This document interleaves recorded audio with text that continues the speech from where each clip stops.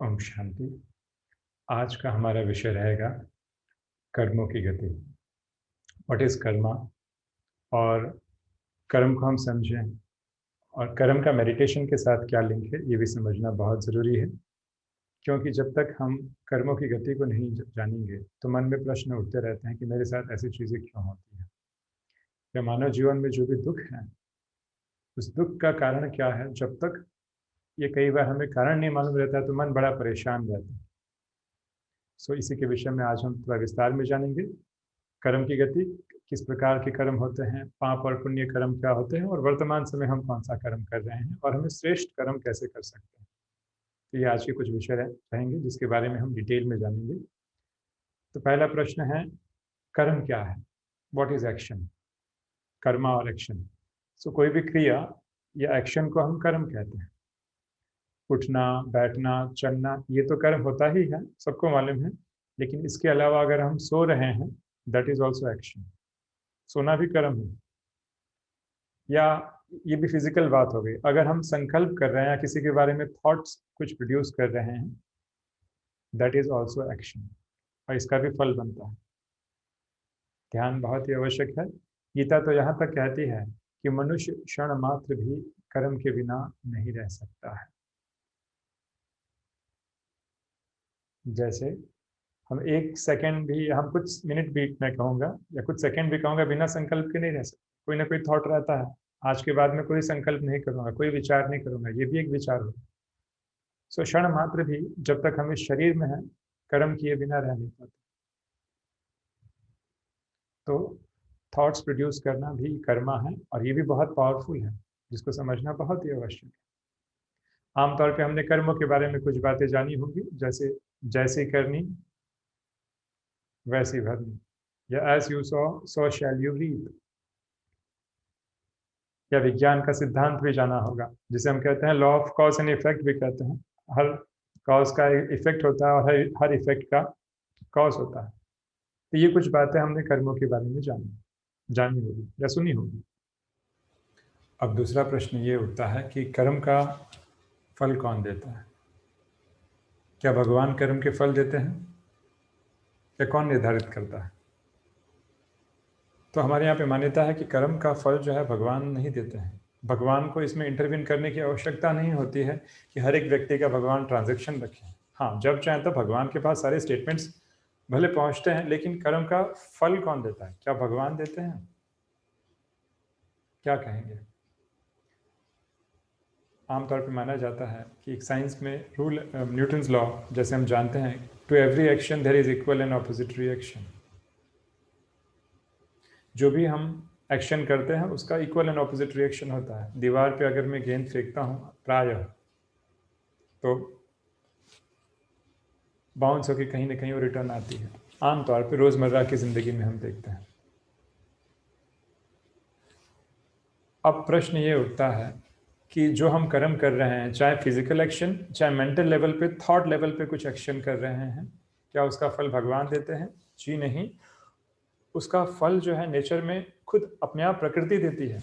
भगवान को इसमें जो है किसी प्रकार की दुविधा होगी ही नहीं कि वो बीच में इंटरवीन करें। जो हम कर्म करते हैं, जैसे फिजिकल कर्म जो हम करते हैं उसका नेचर में रिकॉर्डिंग हो जाता है, उसी प्रकार किसी भी प्रकार के कर्म, चाहे फिजिकल चाहे मेंटल लेवल पे परफॉर्म किए जाएं, it gets recorded in the nature या प्रकृति। तो प्रकृति ही हमें अपने हमारे कर्मों का फल देती है। और जो भी हम कर्म करते हैं वो उसकी रिकॉर्डिंग दो जगह पे होती है। एक तो नेचर में in the form of vibrations, और दूसरा सबकॉन्शियस माइंड में। ये दो जगह ट्रांजैक्शन रिकॉर्ड हो जाते हैं, चाहे भले कोई हमें देख ना रहा हो, लेकिन मैं स्वयं ही स्वयं को देख रहा हूँ। ऑल दोज कर्मास या actions gets recorded in the subconscious mind. अब दूसरा प्रश्न ये है कि कल्पना कीजिए कोई एक व्यक्ति है, तो बंदूक लेके आता है, और बंदूक लेके आकर सामने किसी व्यक्ति को देखते हुए उसे शूट कर देता है। तो उसने पुण्य कर्म किया या पाप कर्म किया? क्या कहेंगे? किस प्रकार का कर्म किया?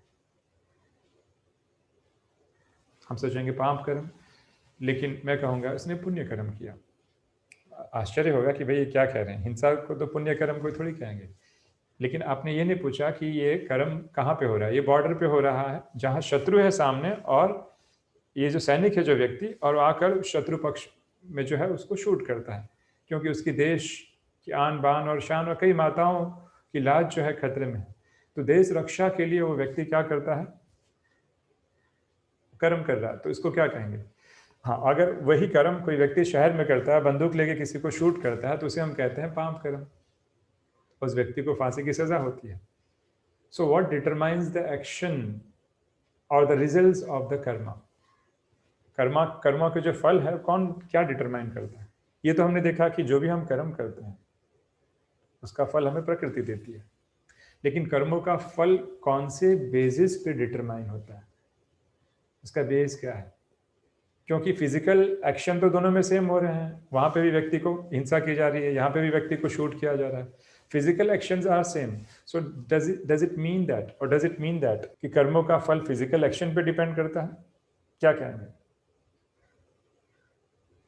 तो कर्मों का फल फिजिकल एक्शन पे नहीं, लेकिन इंटेंशन पे डिटरमाइन होता है।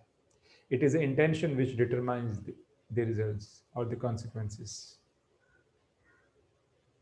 तो कर्मों का फल आदमी की इंटेंशन पे डिपेंड करता है, इरादे पे, कि किस इरादे से वो कर्म कर रहा है, वो उसके फल को निर्धारित करता है। फिजिकल एक्शन का इतना महत्व नहीं रहता है जितना कि इंटेंशन का रहता है। फिजिकल एक्शन की भी अपनी अपनी चीजें हैं, लेकिन intention is a major factor. दूसरा एग्जाम्पल, एक बहुत ही खूबसूरत कन्या जो है पानी में, बताते नदी में स्नान, नदी में जाती है, और नदी में अचानक में क्या होता है कि उसका पैर फिसलता है और डूबने लगती है। तीर्थ स्थान पे गई रहती है, गंगा नदी में डूबने लगती है, और दो युवा जो तुरंत पानी में जंप लेते हैं और बड़ी कुशलतापूर्वक उसकी जान को बचा लेते हैं। पिता बड़ा ही प्रसन्न होता है कि आपने हमारी सुपुत्री का जो है जान की रक्षा की, इसके लिए मैं आपका बड़ा ही आभारी रहूंगा। एक युवक से पूछता है, आपको क्या चाहिए? युवक कहता है कि भाई साहब, ये तो मेरा कर्तव्य था, चला जाता है। दूसरे युवक से पूछा जाता है, आपको क्या चाहिए, मैं आपकी कैसे मदद कर सकता हूँ? वो युवक कहता है कि बहुत खूबसूरत है, मैं इससे शादी करना चाहता हूँ। तो अब सोचने का विषय है कि क्या दोनों ने सेम एक्शन किया, उस कन्या की जान बचाई, क्या दोनों के कर्मों का फल एक जैसे होगा कि अलग अलग होगा? So it is very very important that intention या इरादा डिटरमाइन करता है कि हमारे कर्मों का फल किस प्रकार बनेगा। कर्म फिजिकल दिखने में एक जैसे हो सकते हैं, लेकिन उनका फल एक जैसा हो जरूरी नहीं है। तो हम में से बहुत से लोगों को ज्ञान ही नहीं है कि किस प्रकार से कर्म करना चाहिए, what are the types of karmas that we have. अब दूसरे प्रश्न ये है, कर्मों के प्रकार क्या होते हैं? तो हमें यहाँ पे बताया जाता है, परमात्मा शिव ने हमें बताया है कि कर्म जो है तीन प्रकार में आते हैं, तीन श्रेणी में आते हैं। एक होते हैं सुकर्म, दूसरा होता है अकर्म, और तीसरा होता है विकर्म। सुकर्म, अकर्म और विकर्म। और ये तीन प्रकार के कर्मों का युगों के साथ भी गहरा कनेक्शन है। जैसे हमने देखा था कि सतयुग, त्रेता, द्वापर, कलयुग, ये चार युग होते हैं। एक छोटा सा युग संगम युग भी होते हैं, जो वर्तमान समय संगम युग चल रहा है, इसके बाद सतयुग आएगा। तो सतयुग और त्रेता में जो कर्म होते हैं, न पाप कर्म न पुण्य कर्म होते हैं, इसलिए उसे अकर्म कहा जाता है। अकर्म कहा जाता है, न पाप और न पुण्य, ऐसे हम मान सकते हैं। द्वापर युग में जो भी हम कर्म करते हैं, देह अभिमान के वशीभूत होकर हम पांचों विकारों के वशीभूत होकर कर्म करते हैं, इसलिए उसे विकर्म माना जाता है। और संगम युग में अगर हम आत्मिक अवस्था में रहकर कर्म करते हैं तो उसे हम सुकर्म मानते हैं। तो संगम युग में सुकर्म, सतयुग और त्रेता में अकर्म, और द्वापर और कलयुग में कहीं ना कहीं विकर्म होते रहता है। तो इस प्रकार कर्म का युगों के साथ भी बहुत गहरा कनेक्शन है। अब प्रश्न ये है कि इस समय हम कौन सा कर्म कर रहे हैं, या जिसे हम पाप कर्म कहते हैं, उसकी परिभाषा क्या है? क्योंकि हर एक के लिए चीज़ें अलग अलग हो सकती हैं। So how do we determine whether it is a paap karma और पुण्य कर्म? तो पाप कर्म की परिभाषा क्या है, क्या कहेंगे? तो जो भी कर्म देह अभिमान बहुत ही सटल परिभाषा है। जो भी कर्म अगर हम देह भान में रहकर करते हैं या देह अभिमान में रह के करते हैं, वह कहीं ना कहीं पाप कर्म के खाते में जमा हो जाता है। केवल चोरी करना, हिंसा करना, झूठ बोलना, दुख देना, ये तो पाप कर्म है, ये सबको मालूम है। लेकिन हम देह भान या देह भाव में रहकर जो कर्म करते हैं, तो प्रत्येक क्षण हम सूक्ष्म रीति से कोई ना कोई थॉट, कोई ना कोई हम विकर्म कर रहे हैं, क्योंकि थॉट्स तो हम करते ही हैं। थॉट्स किए बिना तो रह नहीं सकते, अर्थात कर्म किए बिना भी नहीं रह सकते, एक क्षण भी रह नहीं सकते हैं। और कर्म का फल हमारे इंटेंशन पे डिटरमाइन होता है। और क्योंकि हम बॉडी कॉन्शियसनेस में हैं, तो कहीं ना कहीं पांचों विकार किसी न किसी सटल फॉर्म में एक्टिव हैं। तो जो भी हमारा हर एक क्षण एक एक संकल्प आ रहा है, उसके पीछे एक इंटेंशन है, जो कहीं ना कहीं पांचों विकारों का जो है असर उनके ऊपर है। इसलिए हर क्षण हम देह भान में रहकर इस कलयुग में सूक्ष्म रीति से विकर्म कर ही रहे हैं। हम किसी को दुख तकलीफ नहीं दे रहे हैं, पर बैठे हैं दैहिक भाव में। कोई ना कोई संकल्प तो प्रोड्यूस होगा ही कुछ देर के बाद या कुछ क्षण के बाद। उस संकल्प के साथ इंटेंशन भी छिपा होगा, और क्योंकि हम दैहिक भाव में हैं, तो पांचों विकारों का प्रभाव कहीं ना कहीं काम करता ही है। यहाँ बैठा हूँ और मैंने किसी को बस एक क्षण याद किया, एक दो बार और याद कर लिया, हमको लगा हमने तो याद किया, लेकिन वो याद क्यों किया हमें मालूम है, उसके पीछे एक थीम है, स्टोरी है, इंटेंशन है, मोह है, इसलिए मुझे उसकी याद आई। जस्ट एग्जाम्पल के तौर पर दे रहे हैं। तो जितनी देर हम आत्मिक अवस्था में रहते हैं, इसका ऑपोजिट उतना देर हम पुण्य कर्म कर रहे हैं। दैट्स वाई ब्रह्मा कुमारीज में आत्मिक अवस्था का इतना महत्व है। जितना हम आत्मिक अवस्था में हैं, तो कहीं ना कहीं हमारा पुण्य कर्म चालू है। अगर हम दैहिक भाव में सुन भी रहे हैं, तो आप हमसे कहीं ना कहीं प्रभावित हो रहे हैं। हो सकता है अटैच्ड भी हो जाए, संभावना है। ये भी सूक्ष्म विकर्म ही है। इसलिए बहुत ही गहन है कर्मों की गति, इसलिए कहा जाता है गहन कर्मों की गति बहुत ही गहन है, डीप है। तो ये हमने पाप और पुण्य के बारे में जाना। सोल कॉन्शियस होते हैं, वी आर डूइंग पुण्य कर्म। दैहिक भाव में है, वी आर डूइंग पाप कर्म। बट एक और प्रश्न उठ सकता है कि कैसे हम पहचाने रोजमर्रा की जिंदगी में कि हमने पाप किया या पुण्य किया। तो देखा जाता है कि अगर हमारा अंतर्मन एकदम क्लीन एंड क्लियर है, कुछ भी अगर हम पाप कर्म करते हैं, तो सबसे पहले उसका लक्षण ये होता है कि हम बेचैन हो जाते हैं या कहीं ना कहीं डिससेटिस्फाइड हो जाते हैं। अगर मैंने बॉस से ऑफिस में कुछ वार्तालाप या बात की, और थोड़ा सा क्या हुआ, अभी माइंड बार बार करेक्शन कर रहा है, बार बार करेक्शन आ रहा है कि नहीं ऐसे नहीं, ऐसा बोलना चाहिए था, ऐसे करेक्शन आया, मतलब कहीं ना कहीं संकल्प डिस्टर्ब हुए, असंतुष्टता हुई, अर्थात कहीं ना कहीं सूक्ष्म विकर्म हुआ। और पुण्य कर्म की पहचान क्या होगी? पुण्य कर्म करने के बाद एक संतुष्टता, सेटिस्फैक्शन, वर्क सेटिस्फैक्शन या संतुष्टता की फीलिंग आएगी। मोहवश या विकारोवश नहीं, एक सेटिस्फैक्शन की फीलिंग रहेगी। प्राप्तियां, अचीवमेंट, एक खुशी बनी रहेगी। तो ये उसका एंड रिजल्ट को हम जान सकते हैं कि हम पुण्य कर्म कर रहे हैं या पाप कर्म कर रहे हैं। कॉमन। इसलिए हम जब भी कुछ हमसे विकर्म हो जाता है, क्या होता है? हम बेचैन हो जाते हैं, वी बिकम रेस्टलेसनेस। इसमें रेस्टलेसनेस की मात्रा बहुत ज़्यादा है। तो अगर हम सूक्ष्म लेवल पे भी जब विकर्म करेंगे, तो जरूर कहीं ना कहीं मन का थॉट्स करेक्ट करना चालू कर रहा है ना। There is a struggle which has started at a very subtle level, simple. इससे हम जान पाते हैं कि हमारा पुण्य चल रहा है या पाप का खाता चला रहा है। So that's how we can check through the level of satisfaction. And the best part is that जितना हम मेडिटेशन से अपने अंतरात्मा को प्योर करते जाएंगे, जितना प्योर करते जाएंगे, तो थोड़ा भी अगर हम कुछ गड़बड़ करेंगे, विकर्म करेंगे, वो दिखना चालू हो जाएगा। जैसे इस वाइट कपड़े पे अगर छोटा सा भी एक ब्लैक दाग हो तो दिखेगा। अगर वाइट कपड़ा पहले से बहुत गंदा है, ब्लैक दाग भी हो तो भी इतना स्पष्ट नहीं दिखेगा। Same thing applies over here. जितना हमारा अंतर्मन विशुद्ध निर्मल होता है, क्रिस्टल क्लियर होता है, उतना हल्का सा भी कुछ करेंगे, आप एक्सट्रीम लेवल पे बेचैन होना चालू हो जाएंगे। तो मालूम पड़ जाता है कि मेरे से कुछ गड़बड़ हुआ है। इसलिए जो व्यक्ति अंदर क्रिस्प एंड क्लियर है, उससे विकर्म के चांसेस बहुत कम होंगे।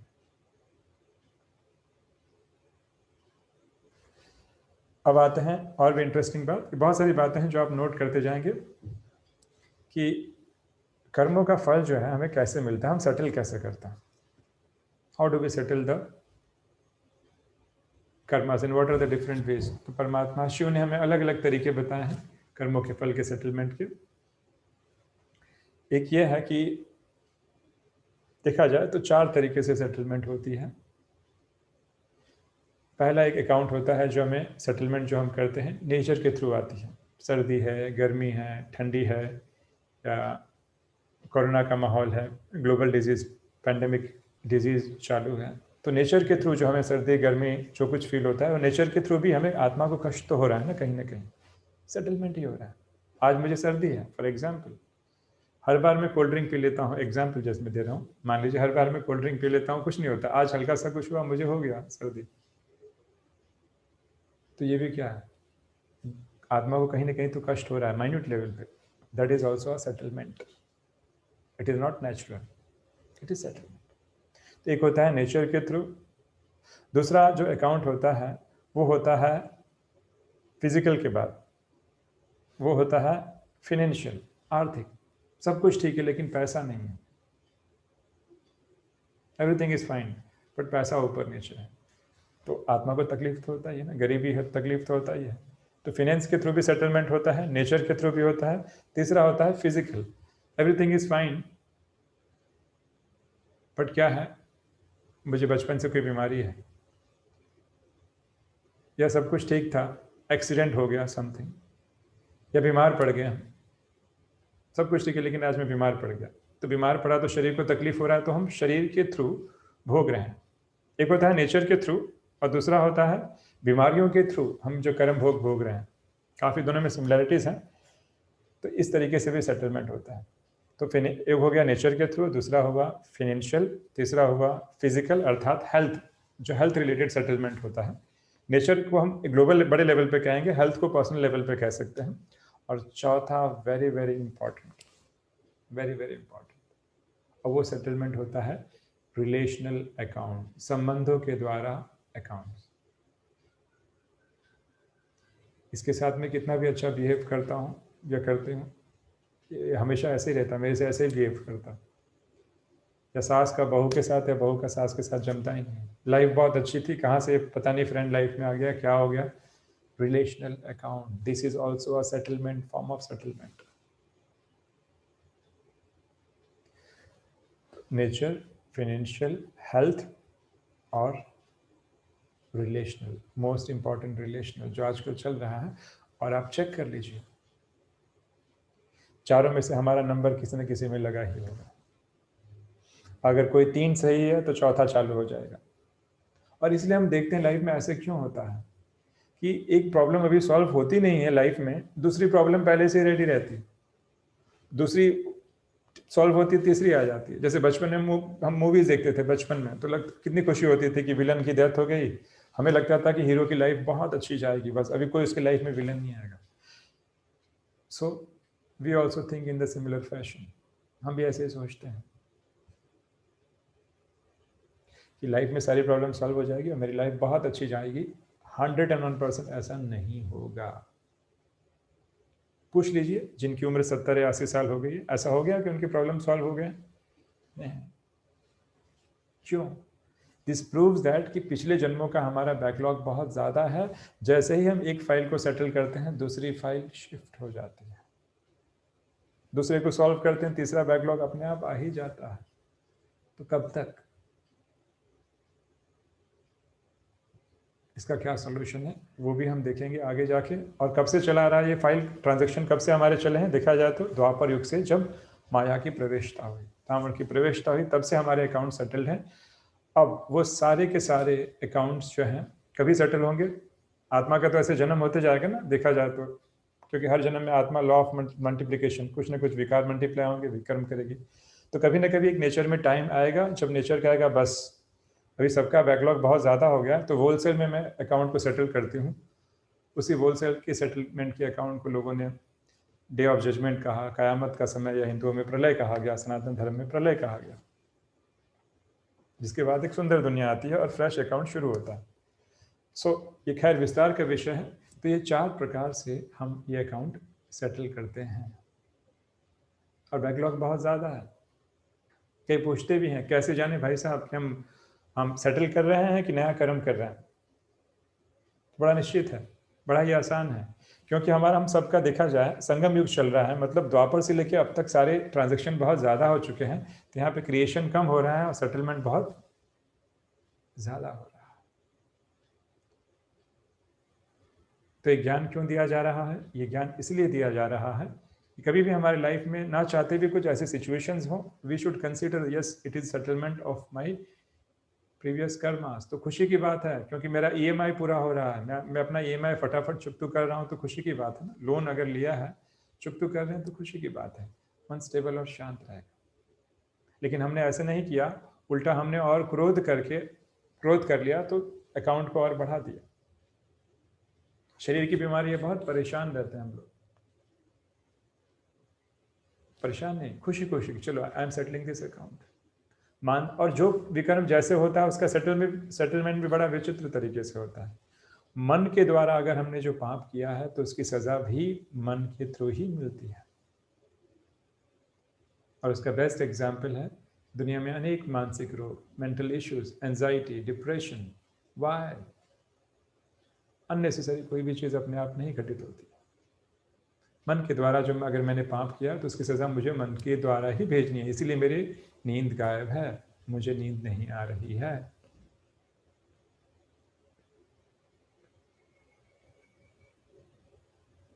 प्राय देखा जाता है, अगर किसी ने किसी के मान लीजिए पैर तोड़ दिया मारा मारी करके, अगले जन्म में निश्चित है, चाहे नेचर के थ्रू ना किसी न किसी मीडियम के through, he will lose his legs. जैसे बताया जाता है यहाँ पे, अगर किसी ने मान लीजिए हॉस्पिटल खोला, अगले जन्म में उसको हेल्थी शरीर मिलेगा, कभी बीमार नहीं पड़ेगा। किसी ने विद्या में एजुकेशन दिया, अगले जन्म में पढ़ने में बहुत होशियार रहेगा।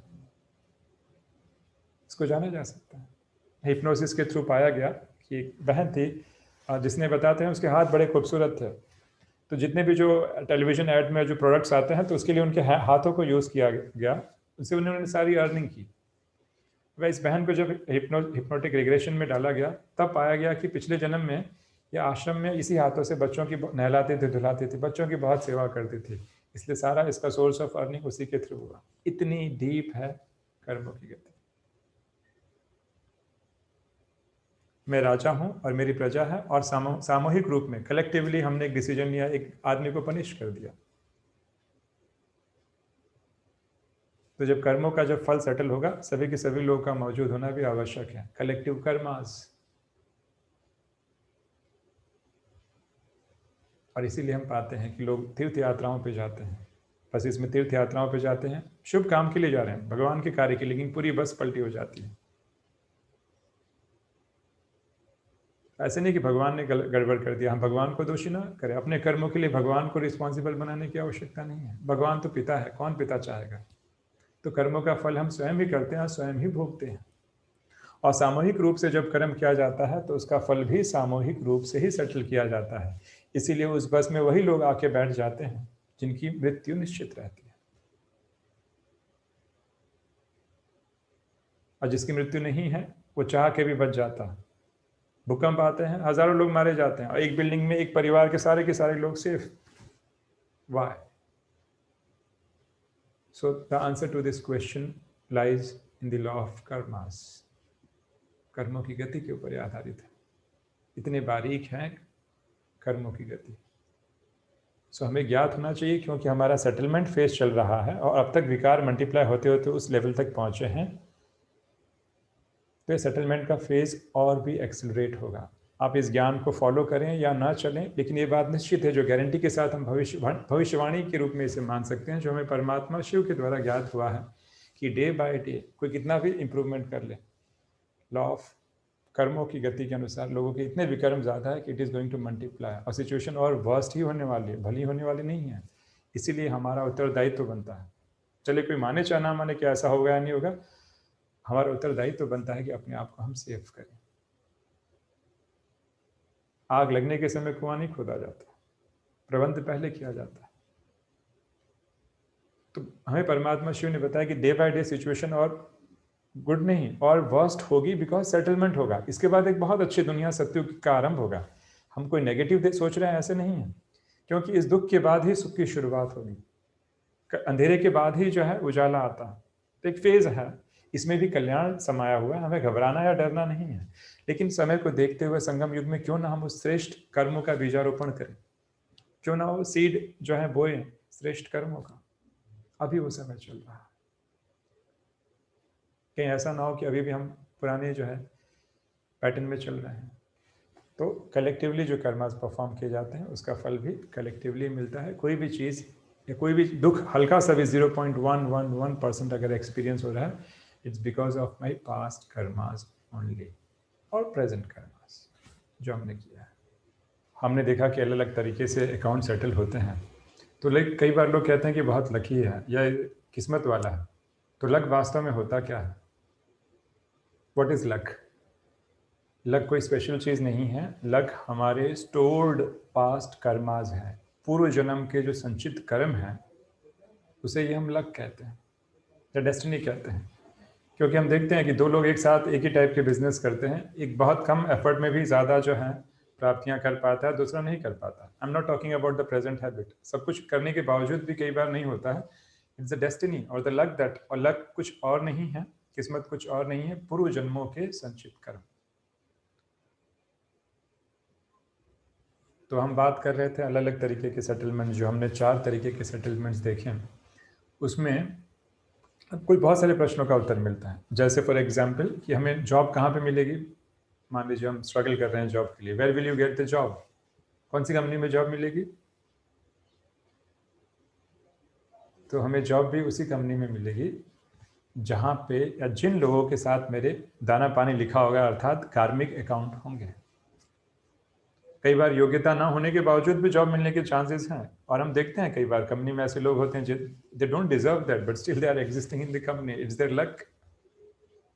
हमें उसमें परेशान होने की जरूरत नहीं, उनकी किस्मत है।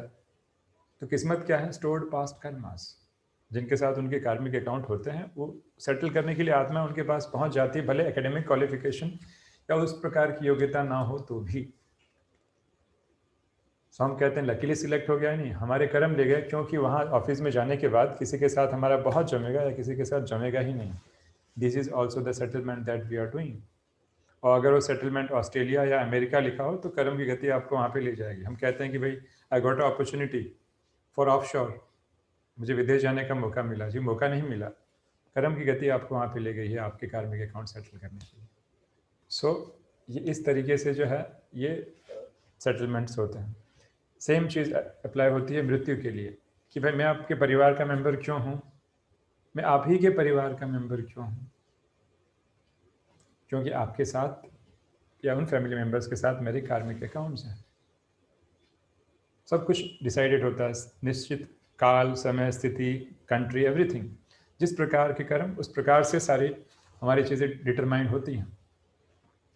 सो अब प्रश्न ये उठता है कि मैं आपकी फैमिली का मेंबर क्यों हूँ? क्योंकि आप सबके साथ मेरे कार्मिक अकाउंट है।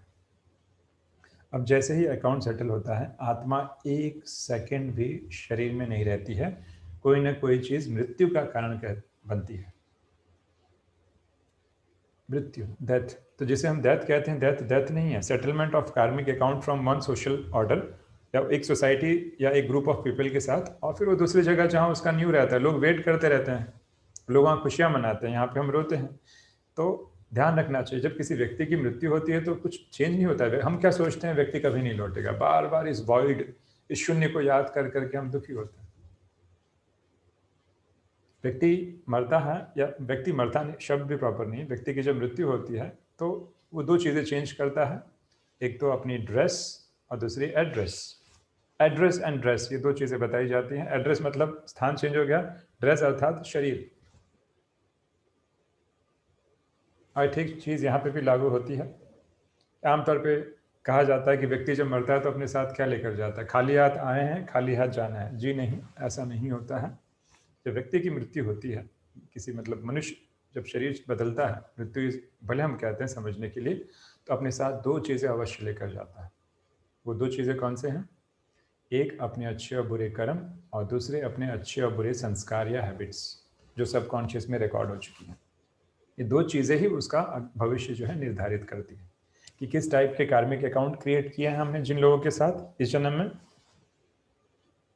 किसी ने किसी से पैसा ले लिया, पैसा रिटर्न नहीं किया, व्यक्ति के किसी न किसी जन्म में पुत्र बन के आता है, उतने मेडिकल बिल्स खर्चा करके अपने आप उसकी डेथ हो जाती है, अकाउंट सेटल्ड।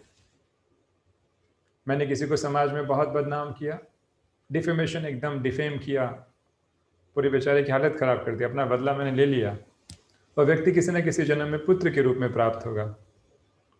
और उसे हम कितना भी श्रेष्ठ कर्म करें, कितना भी लालन पालन करें, एनवायरनमेंट दे, वह समाज में हमें जलील करेगा ही, ठीक उतना ही लेवल ऑफ इंटेंसिटी, शायद ब्याज के साथ भी, जो हमने उसके साथ किया था। और सोसाइटी सोचती है माँ बाप कितने अच्छे हैं, बेटा कितना नालायक है। जी नहीं, बेटा नालायक नहीं है, ये हमारे ही कर्मों का परिणाम है जो हम भुगत रहे हैं। ये समझना बहुत आवश्यक है। तो nothing happens by chance, everything has a cost, the only thing is that we are not aware of that what is happening. हमें लगता है बहुत, देखो ना कितने नेक लोग हैं, बेटा कितना जुल्म कर रहा है माँ बाप पे। आप पास्ट लाइफ देख लीजिए, या सासू माँ बहुत जुल्म कर रही है, पास्ट लाइफ में जाके देख लीजिए, मालूम पड़ेगा कि सास भी कभी बहू थी। तो इस प्रकार से ये सेटलमेंट्स होते हैं। Same thing applies to marriage and divorce. हम ट्रेन में बैठते हैं, कई बार लोगों के साथ बहुत शॉर्ट अकाउंट होता है, एक कुछ घंटों में बहुत अच्छे फ्रेंड बन जाते हैं। डिवोर्स सेम थिंग, जितने कार्मिक अकाउंट लिखा रहता है उस व्यक्ति तक सेटल होते हैं, कोई ना कोई चीज़ मिसअंडरस्टैंडिंग का कारण बनती है, कई बार सिचुएशन प्रमोट करती है, आप नहीं चाहते हैं, हम कितना भी कोशिश करते हैं समझाने वाले को, सामने वाला समझता ही नहीं है। It's the settlement that we are doing that, and divorce होता है। तो जितना तक लिखा रहता है उतना तक होता है, इसमें कोई डाउट नहीं है। And the same thing applies to love also. There is a question why people fallen in love. लोग कहते हैं लव में तो राइजन होता है, फॉलन तो होता ही नहीं। क्यों? हम कई बार लोग किसी की तरफ जो है आकर्षित हो जाते हैं, अट्रैक्ट हो जाते हैं, या लगाव झुकाव में आ जाते हैं। तो बताया जाता है कि किसी व्यक्ति में लगाव झुकाव होना ये भी हमारे कर्मों का हिसाब किताब है, जिसे जाना जा सकता है। एग्जाम्पल के तौर पे मान लीजिए हस्बैंड और वाइफ पास्ट लाइफ में बहुत एक्सट्रीमली अटैच्ड थे एक दूसरे से, अब दोनों की डेथ हो जाती है। हस्बैंड के कर्म कुछ अलग प्रकार के होते हैं, दोनों की डेथ हुई, दोनों का जन्म, एक ही कॉलेज में एडमिशन, हस्बैंड कर्म इतने अच्छे नहीं थे, तो बॉडी एकदम ब्लैक, फेयर नहीं है हस्बैंड, वाइफ ब्यूटीफुल, एक ही कॉलेज में, पहली बार जैसे ही मिलेंगे ना चाहते ही ऐसे फीलिंग आएगी यूज टू नेस की, पहले से इनको जानते हैं, और एक सबकॉन्शियस पुल एक्सपीरियंस करेंगे और लोग जुड़ जाते हैं। सबकॉन्शियस पुल, क्योंकि चेहरे बदल गए हैं लेकिन सबकॉन्शियस माइंड अभी भी पुराना वाला है, खींचता है। अब बाकी लोग आश्चर्य में है कि भाई इसने क्या उसमें देखा, वो तो दिखने में सुंदर भी नहीं है, ये क्या हो रहा है? इट्स बिकॉज ऑफ द कार्मिक account that they have created. So fallen in love जो आज की सोसाइटी में कहा जाता है, या एक्स्ट्रा मैरिटल अफेयर जो चलते हैं, it's because of the settlement. कोई किसी का रहता नहीं है, कब कौन से जन्म के हस्बैंड और वाइफ किस रूप में ऑफिस में प्रकट होते हैं कोई जानता नहीं है। पर व्यक्ति पे स्वनियंत्रण होना चाहिए। ऐसा ना हो कि भाई मेरे अंदर खुद आकर्षण छिपा हुआ है और मैं किसी की खूबसूरती पे मोहित हो गया, मैं बिल बनाऊं कि भाई ये मेरे कार्मिक अकाउंट सेटल हो रहे हैं। It's not like that, but these are some of the reasons through which we can find out. So that's how the settlement process works. दूसरा एक प्रश्न जो प्राय लोग पूछते हैं कि हम जो कर्म करते हैं उसका फल तुरंत क्यों नहीं मिलता, या उसी जन्म में क्यों नहीं मिलता है? तो ये निश्चित नहीं है कि उसी जन्म में मिले, क्योंकि प्रकृति का भी, नेचर का भी एक लॉ या विधि विधान होता है। हम जब ज़मीन में बीज डालते हैं, सीड डालते हैं, तो हम सोचें तुरंत स्प्राउट हो जाए, फल भी आ जाए, पेड़ भी ग्रो हो जाए एक दो दिन के अंदर। ऐसे नहीं होता, प्रकृति का भी एक समय अवकाश होता है। ठीक वैसे ही अगर मेरी उंगली जल गई फॉर एग्जाम्पल, तो उसको, अगर उंगली जलती है तो उसको ठीक होने में एक दिन, एक हफ्ता या एक मास भी लग सकता है। हम सोचे कि नहीं तुरंत जली है तुरंत ठीक हो जाए, ज़रूरी नहीं है। हर चीज़ का अपना अपना समय होता है। इसीलिए हम जो कर्म करते हैं, अगर एक जन्म में व्यक्ति जो बहुत विकर्म करता है और विकर्म करके उसकी मृत्यु हो जाती है, तो ऐसे नहीं हम सोचते हैं कि भाई हम उसी जन्म में उसका सेटलमेंट हो जाए। तो कुछ भी हम ट्रांजैक्शन करते हैं, अगर उस रह जाता है, वो रहे हुए कर्मों का फल भोगने के लिए आत्मा का अगला जन्म होता है। तो जो हम कर्म करते हैं उसका तुरंत इंस्टेंट रिजल्ट मिल जाए, आवश्यक नहीं। किसी किसी का इंस्टेंट मिलता है, किसी किसी का। बट अभी जो समय चल रहा है, क्योंकि हमारा देखा जाए तो सबसे लास्ट फेज चल रहा है, देखा जाए तो सारे जो विकर्मों के फल जो हम खुद वर्तमान जीवन में देख लेते हैं, किसी व्यक्ति की अगर लाइफ को देखा जाए तो मालूम पड़ता है उसके पुण्य और पाप कर्मों का ट्रांजेक्शन क्लियर कट दिखने लगता है। तो ये आवश्यक नहीं कि व्यक्ति जो कर्म करे उसका इंस्टेंट ही फल मिले। हो सकता है इस जन्म में ना मिलकर अगले जन्म में कैरी फॉरवर्ड हो। It is possible. पहला तो ये। दूसरा एक कॉमन क्वेश्चन है कि जितने भी जो लोग अच्छे कर्म कर रहे हैं, सफ़र कर रहे हैं, बुरे कर्म कर रहे हैं, they are enjoying. So normal एक ह्यूमन बीइंग होता है, वो इसको देखकर अपने स्टैंडर्ड वैल्यूज़ और एथिक्स को चेंज कर लेता है या कॉम्प्रोमाइज़ कर लेता है, जो कि गलत है। क्योंकि इस समय कई बार होता है कि जो बहुत व्यक्ति बहुत ही श्रेष्ठ कर्म कर रहा है, फिर भी वो सफ़र कर रहा है, क्योंकि उसके भी कुछ कर्मास होंगे ना। और जो विकर्म कर रहा है, जो गलत काम करने वाला है, बहुत अच्छा ऊपर बढ़ रहा है, लेकिन कब तक, ये बहुत आवश्यक है। तो जो व्यक्ति गलत कर्म करके भी ऊपर बढ़ रहा है, तो नेचर उसको भी देखेगी कि पाप का घड़ा भरा कि नहीं है, उसके भी तो कुछ पुण्य स्टॉक हो सकते हैं ना। जैसे ही वो स्टॉक खत्म हुआ, उसका भी नंबर लग जाता है। और इसलिए हम पाते हैं कि सत्यता को कोई छिपा नहीं पाता। चाहे कोई आध्यात्मिक लेवल पे कोई संस्था ही हो, या कोई आचार्य या कोई गुरु हो, अगर अंदर गड़बड़ है तो आज नहीं तो कल बाहर आनी ही है। सत्यता का सिद्धांत है, कोई बच नहीं सकता। तो स्टार्टिंग में तो हमें ग्रोथ दिखती है, लेकिन at a point of time everything is revealed. एक छोटी सी चीज कारण बनती है उस पोल को खोलने के लिए। तो हर एक का नंबर लगता ही है, अगर उस प्रकार का कर्म है तो। एग्जाम्पल आमतौर पे अगर हमने देखी होगी, पुराने ज़माने में गांव में डेहरी होती थी। डेहरी मतलब सिलेंड्रिकल सिलेंडर होता था, जिसमें पुराने अनाज जो है रखे जाते थे, उसके ऊपर नए अनाज भी रखे जाते थे। नीचे से खोला जाता था। कुछ अगर थोड़े बहुत क्वांटिटी में अनाज यूज़ करने हैं तो नीचे से अगर हम खोलेंगे तो क्या मिलेगा, पुराना वाला जो सबसे पहले हमने डाला होगा वही मिलेगा। जब वो खत्म हो जाएगा तब श्रेष्ठ वाला जो है आना चालू होगा। Same thing applies over here. कि हो सकता है जो व्यक्ति जो अगर गलत काम करने के बाद भी खुशियाँ और आनंद ले रहा है, क्यों? क्योंकि उसका अभी श्रेष्ठ कर्मों का स्टॉक चालू है, और जब वो स्टॉक खत्म होगा तो उसका भी नंबर लगना ही है। कोई उसे बचा नहीं सकता। जो कर्म किया है हमें भोगना ही है। अब दूसरा प्रश्न ये उठता है, वेरी इंटरेस्टिंग क्वेश्चन, कि हम कर्म आखिर करें तो कैसे करें? कर्म करने की कला क्या है? सोचिए कि दो व्यक्ति ऑफिस में जॉब कर रहे हैं, दोनों की सैलरी सेम है। क्या लगता है कि दोनों की अगर सैलरी सेम है तो दोनों के कर्मों का फल भी एक जैसा बन रहा होगा? जैसे हमने थोड़ी देर पहले देखा कि इंटेंशन डिटरमाइन करता है कि व्यक्ति के कर्म का फल क्या बनेगा। ज़रूरी नहीं है, क्योंकि एक व्यक्ति जो है केवल अपने स्वार्थ पूर्ति के लिए, परिवार के लिए जो है धन कमा रहा है, तो कम जो ऑफिस में 8 आवर्स 9 आवर्स की जो भी ड्यूटी कर रहा है, उसके माइंड में इंटेंशन यही है, मैं अपनी बीवी बच्चों के लिए कर रहा हूँ।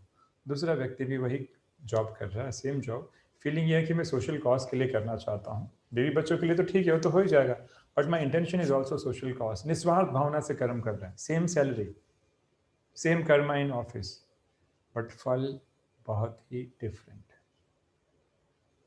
तो आज लोगों को मालूम ही नहीं पड़ता कि धन किस लिए धन कमा रहे हैं। उनको सोच इंटेंशन चेक कीजिए, क्यों बताया जा रहा है? Whenever you perform any karmas, even if it is office work, are you doing the office work for the sake of, किसके लिए हम कर रहे हैं? क्या भाव से कर्म कर रहे हैं? बीवी बच्चों के लिए कमा रहा हूँ, अगर उसी को ट्रांसफॉर्म किया जाए कि नहीं, मैं एक निमित्त हूँ, मैं तो एक इंस्ट्रूमेंट हूँ, I am just an instrument. भगवान के सेवार्थ में कर्म कर रहा हूँ कि बोले भगवान तो मेरे परिवार का पालन पोषण करेंगे, मनी तो आएगा मुझे, but my intention is also a social cause. इसका फल कैसे बनेगा और मुझे कैसे फील होगा उस कर्म को परफॉर्म करने के बाद? मजबूरी में सैलरी के लिए करूँगा कि स्व इच्छा से करूँगा? फर्क पड़ता है। तो आज लोग कई बार डिस्कस करते हैं निष्काम कर्म करो यही कर्म योग है। जी नहीं, यहाँ पे परिभाषा अलग है। आत्मिक अवस्था में रहकर किया गया कोई भी कर्म निष्काम होगा। देवभान में रहकर हम सोचे कि मैं कर्म करता हूँ, फल की इच्छा होती होगा नहीं, कहीं ना कहीं इच्छा जागृत, कामना जागृत हो जाएगी। लेकिन आत्मिक अवस्था में रहकर कर्म करना, इसे ही कर्मयोग कहा गया है। और लाभ और हानि दोनों में समान रहना, ये अवस्था हो सकती है, लेकिन वो तब होगी जब पहले लाभ हो रहा है तो मैं खुशी के मारे कूद नहीं रहा हूं, लाभ होने के बाद भी अलिप्त, उसे एक अलग प्रकार का अलौकिक सुख मिलेगा। इसलिए अगर नुकसान भी हुआ तो मुझे फर्क नहीं पड़ता। एसएमएस आ गया, your amount has been credited month and में, तो लोगों को बड़ी खुशी होती है उस दिन, तो खुशी का उपभोग कर रहे हैं। कल डिले हुआ, एसएमएस नहीं आया, तो उतना ही दुख होगा, तो इस चक्कर में आना ही क्यों। तो दो बातें, कर्म करते समय फल की इच्छा वही व्यक्ति, फल बिना इच्छा के वही व्यक्ति अच्छे से कर्म कर सकता है जो आत्मिक अवस्था में रहे। तो आत्मिक अवस्था में रहकर परमात्मा की स्मृति में रहकर कर्म करना, इसे कर्मयोग कहा जाएगा। एक ये ध्यान रखना है। That's why soul consciousness is very very important part, and this is one of the most important chapter in Brahma Kumaris, क्योंकि इस 2500 साल या 5 के इतिहास में, मैं 2500 साल के इतिहास होंगे जब से भक्ति शुरू हुई है, आज तक बहुत कम लोगों ने ये कोशिश की। थ्योरेटिकल ज्ञान बहुत है, लेकिन practically how to do karma and during the implementation, this is very important. अगर हमने अब तक के सिखाए हुए ज्ञान को अपने डे टू डे वर्क में, एक्टिविटी में नहीं रिफ्लेक्ट किया, it will not make any sense. So intention check करें, कौन से इंटेंशन से काम कर रहा हूँ। निमित्त भाव, अर्थात मैं भगवान कराने वाला करा रहा है, हम जस्ट एन इंस्ट्रूमेंट, निश्चिंत रहें। मैनेजर कभी खुश नहीं होता है, बैंक में कैशियर कभी खुश नहीं होता है, बहुत ज़्यादा पैसे आ जाते हैं, तो पैसे चले जाते हैं तो दुखी भी नहीं होता है, क्यों? क्योंकि जानता है मेरा नहीं है, निमित्त भाव। तो 3-4 चीज़ें याद, इंटेंशन चेक करें, दूसरा आत्मिक अवस्था में रहकर कर्म करें, तभी हम निष्कामता में रह पाएंगे, वरना सिर्फ वो थ्योरेटिकल टॉपिक हो जाएगा, सुनने में बड़ा मजा आएगा। और तीसरा, लाभ के समय भी डिटैच, तो हानि के समय भी हम चक्र में नहीं आएंगे। ये 3-4 बातें रखें तो हम कर्म श्रेष्ठतापूर्वक कर पाएंगे। अभी हम एक एक्टिविटी करेंगे। इस एक्टिविटी में हमें क्या करना होगा कि जिस इंसान या जिस व्यक्ति को हम अपने लाइफ में बहुत ही ज़्यादा प्यार करते हैं या उसे आदर्श मानते हैं या बहुत ज़्यादा प्यार करते हैं, उसके बारे में हमें लेटर लिखना है। जब तक स्टॉप नहीं कहा जाता, कुछ मिनटों का समय दिया जाएगा, तब तक हम जो है लेटर लिखेंगे उस व्यक्ति को जिसको हम बहुत ज़्यादा प्यार करते हैं या जो हमारा बहुत आदर्श है, बहुत डीप रिगार्ड या रिस्पेक्ट है। कोई चूज़ कर ले, या तो आदर्शवादी व्यक्ति जिसको आप बहुत आदर्श मानते हैं लाइफ में, या जिसे हम बहुत प्यार करते हैं, उसके बारे में चंद पंक्तियां आप लिखेंगे। डायरी और पेन लेके रेडी हो जाए। हम शांति।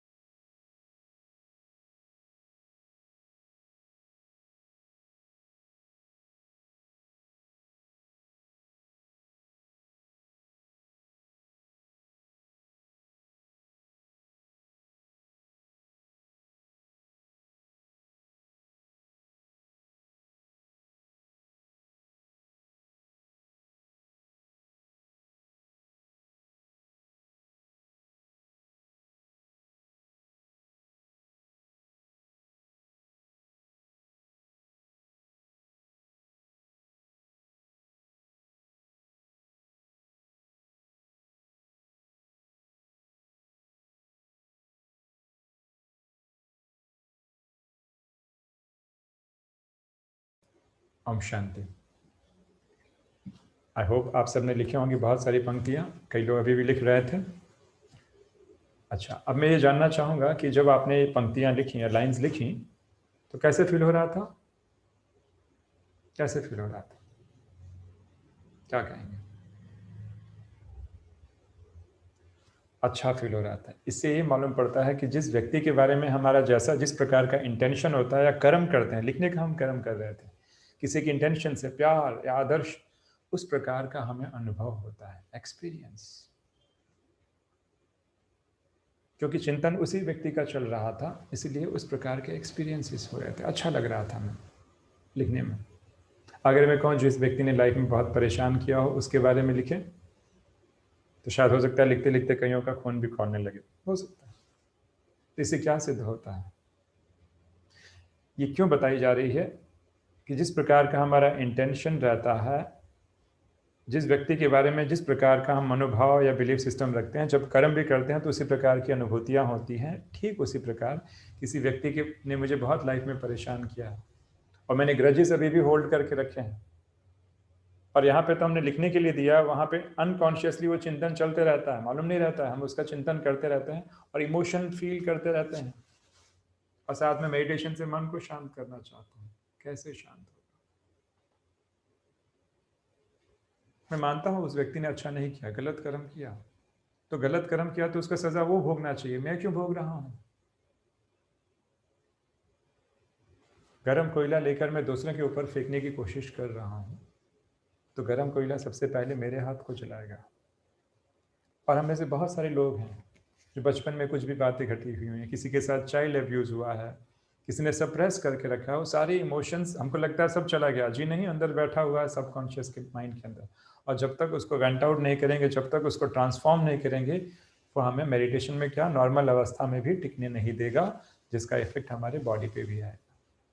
इसीलिए क्षमा बहुत ही ज़रूरी है, and we have to get rid of suppression. So how to get rid of separation, ये हमारा नेक्स्ट मॉड्यूल रहेगा। ब्रीफ में हम जानेंगे कुछ युक्तियाँ, क्योंकि जब तक उन गांठों को हम निकालेंगे नहीं, तब तक हम परमात्मा से कनेक्ट ही नहीं हो पाएंगे या आत्मिक अवस्था में भी टिक नहीं पाएंगे। इसके भी कुछ प्रीरिक्विजिट्स हैं। ओम शांति।